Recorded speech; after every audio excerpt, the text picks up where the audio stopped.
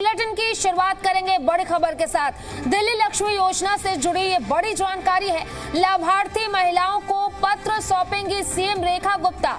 आज ताल कटोरा स्टेडियम में खास समारोह होगा और समारोह में शामिल होंगी मुख्यमंत्री रेखा गुप्ता।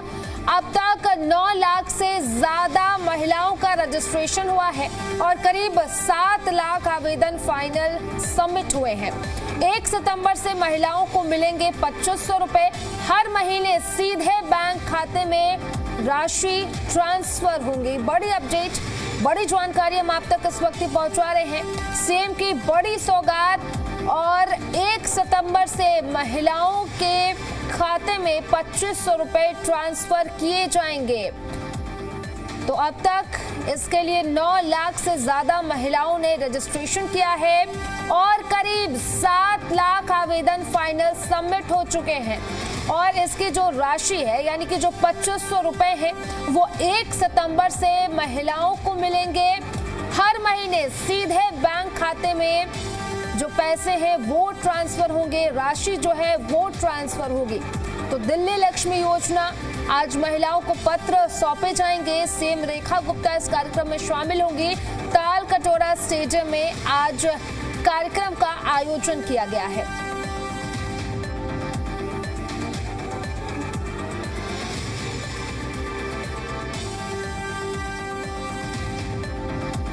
तो दिल्ली की महिलाओं को 2500 रुपए मिलेंगे। कमजोर वर्ग की महिलाओं को ये सौगात दिया जाएगा। हर महीने 2500 रुपए की वित्तीय सहायता दी जाएगी। महिलाओं को किस्त के लिए 2 विकल्प दिए गए हैं। पहले विकल्प में 1500 रुपए आरडी और एफडी के तौर पर 1000 रुपए बैंक में जमा किए जाएंगे। दूसरा विकल्प है 2500 रुपए आरडी या फिर एफडी खाते में जाएगा। तो देखिए, महिलाओं को 2 विकल्प भी इसमें दिए गए हैं। अब विकल्प भी हम आपको बता रहे हैं। दूसरे विकल्प में 2500 रुपए आरडी या फिर एफडी आप करवा सकते हैं। हर महीने 2500 रुपए महिलाओं को दिए जाएंगे। लक्ष्मी योजना के लिए पात्रता क्या है? कम से कम 10 साल से दिल्ली की निवासी महिलाएं होनी चाहिए। आधार कार्ड और पैन कार्ड होना चाहिए। आय प्रमाण पत्र होना चाहिए। तो लक्ष्मी योजना के लिए क्या कुछ पात्रता है ये हम आपको बता रहे हैं। दिल्ली वोटर आईडी होना चाहिए। महिला के पास बैंक खाता जरूरी है। यानी कि लक्ष्मी योजना के लिए क्या कुछ पात्रता है ये हम आपको इस वक्त ग्राफिक्स के जरिए बता रहे हैं। देखिए, बैंक खाता होना चाहिए, आधार कार्ड होना चाहिए, पैन कार्ड होना चाहिए और कौन कौन से जरूरी दस्तावेज होने चाहिए वो हम आपको बता रहे हैं। किन महिलाओं को नहीं मिलेगा लाभ? सरकारी जो कर्मचारी हैं उन महिलाओं को लाभ नहीं मिलेगा। जीएसटी दाखिल करने वाली महिलाओं को इसका लाभ नहीं मिलेगा। कार मालिक जो महिलाएं हैं उन्हें भी इसका फायदा नहीं मिलेगा। और 3 से ज्यादा जीवित बच्चों वाली जो महिलाएं हैं उनको भी इसका फायदा नहीं मिल पाएगा। तो करीब 17 लाख से ज्यादा महिलाओं को इसका लाभ मिलेगा। 2026-27 के बजट में करीब 5100 रुपए इसके लिए आवंटित किया गया था। और दिल्ली लक्ष्मी योजना के तहत रजिस्ट्रेशन की बात करें तो अब तक 9 लाख से ज्यादा महिलाओं ने इसके लिए रजिस्ट्रेशन किया है और 6,52,223 महिलाओं का जो आवेदन है वो फाइनल आवेदन जमा हो चुका है। तो दिल्ली लक्ष्मी योजना महिलाओं के लिए एक बहुत बड़ी सौगात है क्योंकि इससे महिलाओं को 2500 रुपए का हर महीने लाभ मिलेगा। यानी कि 2500 रुपए सरकार की तरफ से महिलाओं को दिए जाएंगे। और कुल किस्तें कितनी होंगी ये हम आपको ग्राफिक्स के जरिए इस वक्त समझा रहे हैं। देखिए, विकल्प जो है वो 1000 में आरडी और एफडी प्लस 1000 सीबीडीसी का इसमें दिया गया है। और दूसरे विकल्प में पूरे 2500 रुपए आरडी और एफडी के हिसाब से दिए जाएंगे। तो पूरा का पूरा जो विवरण है, किस तरीके से ये पैसे आपको दिए जाएंगे, ये हम आपको इस वक्त ग्राफिक्स के जरिए बता रहे हैं, समझा रहे हैं।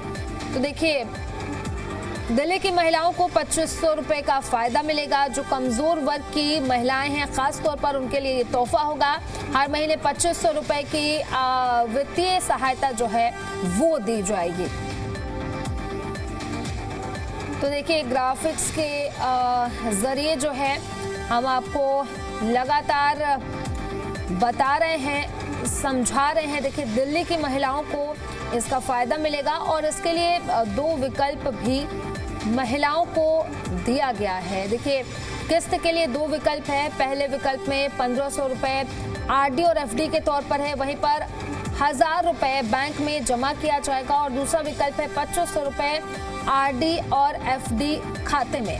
क्या कुछ पात्रता है वो हम आपको बता देते हैं। देखिए, आय प्रमाण पत्र आपके पास होना चाहिए। लक्ष्मी योजना के लिए उम्र की बात करें तो 21 से 60 साल की उम्र होनी चाहिए।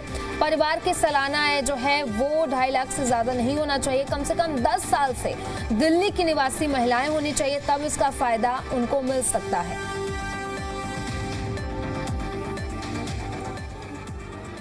दिल्ली के स्कूलों में स्वाइन फ्लू को लेकर एडवाइजरी जारी की गई है। निर्देशों के तहत सभी सरकारी सहायता प्राप्त और मान्यता प्राप्त निजी स्कूलों को संक्रमण से बचाव के उपायों को मजबूत करने की एडवाइजरी जारी की गई है। शिक्षा मंत्री आशीष सूद ने कहा है कि पैनिक की कोई स्थिति नहीं है, लेकिन बचाव हमेशा इलाज से बेहतर है। एडवाइजरी में बच्चों और स्टाफ को हाथों की नियमित सफाई, खांसते और छींकते समय नाक मुंह ढकने और बीमार व्यक्ति से उचित दूरी बनाए रखने की सलाह दी गई है और जरूरत पड़ने पर मास्क इस्तेमाल करने, क्लासरूम और कॉमन एरिया की नियमित सफाई और पर्याप्त वेंटिलेशन सुनिश्चित करने के भी निर्देश दिए गए हैं।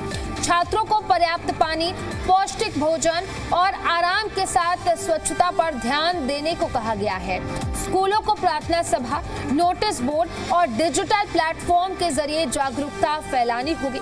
वहीं सभी जिलों से इन निर्देशों के अनुपालन की रिपोर्ट 31 अगस्त तक मांगी गई है।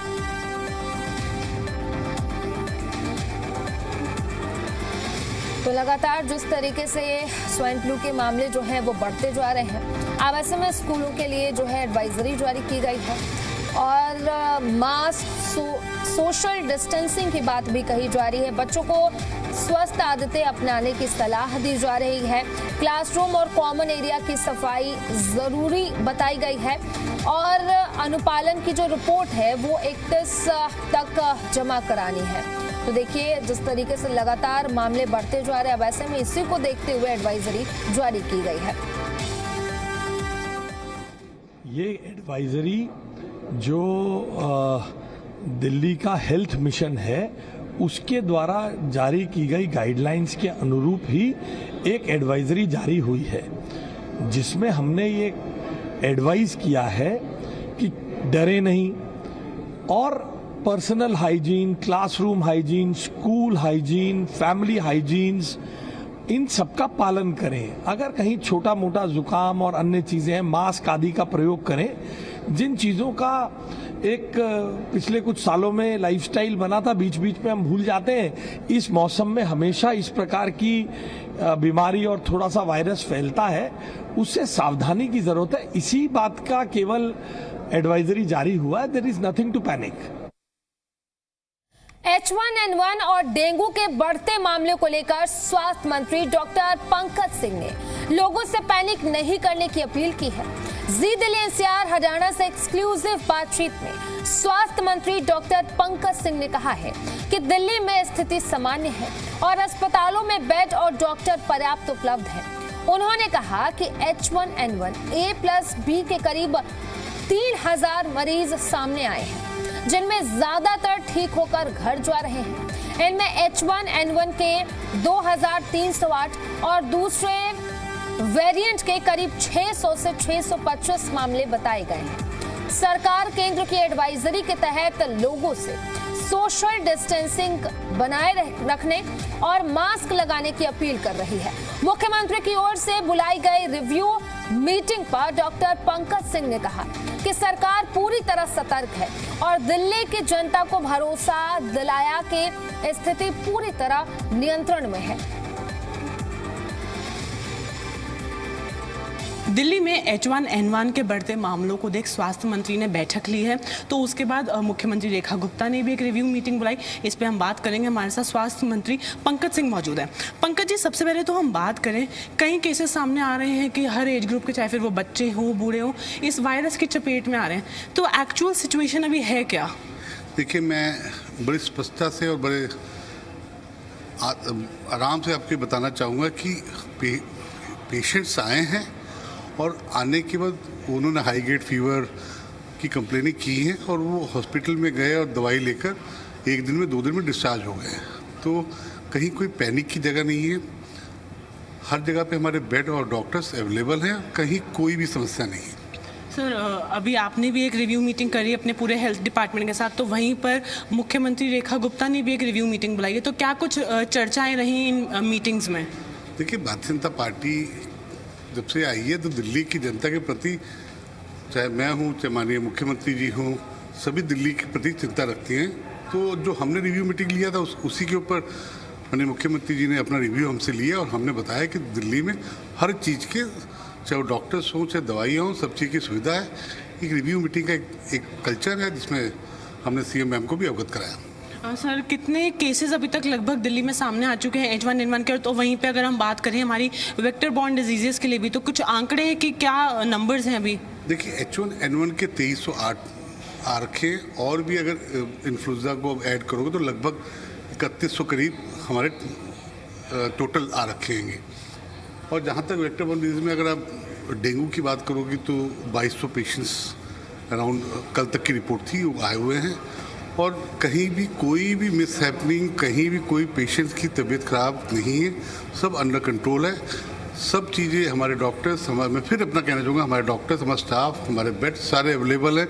टेस्ट के लिए भी कोई समस्या नहीं है, सारे टेस्ट भी हो रहे हैं, इन हाउस टेस्ट हो रहे हैं और कोई पैनिक होने की कोई जरूरत नहीं है। एडवाइजरीज भी जारी की जा रही है। एडवाइजरी तो गवर्नमेंट ऑफ इंडिया ने जो एडवाइजरी जारी की कि सोशल डिस्टेंस रखिए, थोड़ा मास्क पहनिए कि ये इन्फेक्शन फैले ना। और मुझे बहुत जल्दी उम्मीद है कि हम इसको बहुत जल्दी कंट्रोल में हो जाएगा ये। शुक्रिया सर हमसे बात करने के लिए। तो देखिए, लगातार सरकार द्वारा, प्रशासन द्वारा कदम उठाए जा रहे हैं और आगे जो है अस्पतालों में पूरी तैयारी है और जिस तरीके से सरकार का कहना है कि पैनिक की कोई सिचुएशन नहीं है। कैमरा पर्सन नवीन के साथ तान्या चुग, जी मीडिया, दिल्ली। दिल्ली में पानी, सीवर और वाटर लॉगिंग की समस्या से निपटने के लिए सरकार ने हजारों करोड़ रुपए की परियोजनाओं को मंजूरी दी है। मुख्यमंत्री रेखा गुप्ता ने कहा है कि सरकार का लक्ष्य हर घर तक पानी पहुंचाना और सीवर व्यवस्था को मजबूत करना है।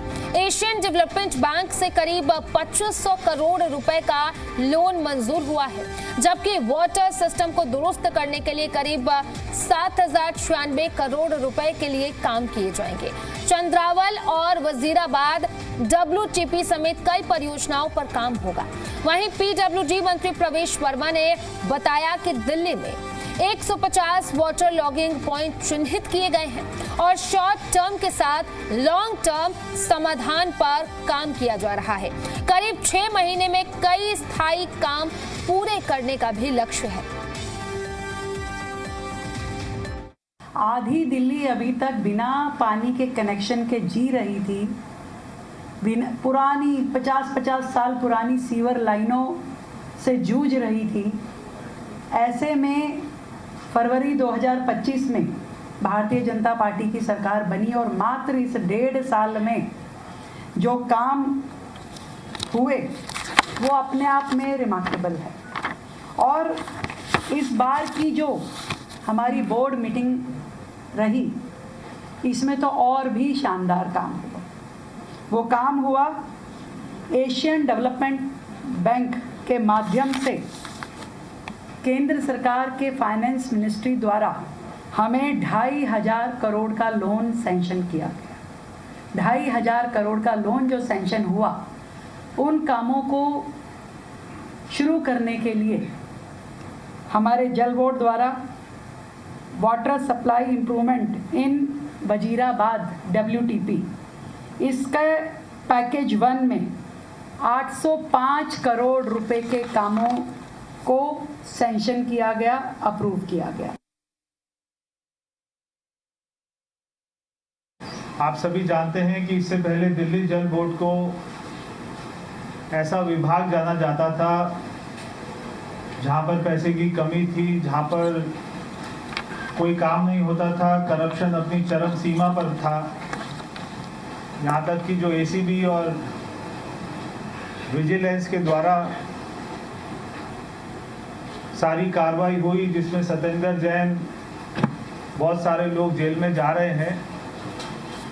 तो एक ऐसा विभाग था, उस विभाग में 1.5 साल के अंदर हमारे प्रधानमंत्री जी के सहयोग से, हमारी मुख्यमंत्री जी के साथ से आज हजारों करोड़ रुपए की योजनाएं एक एक बोर्ड की मीटिंग में पास होती हैं।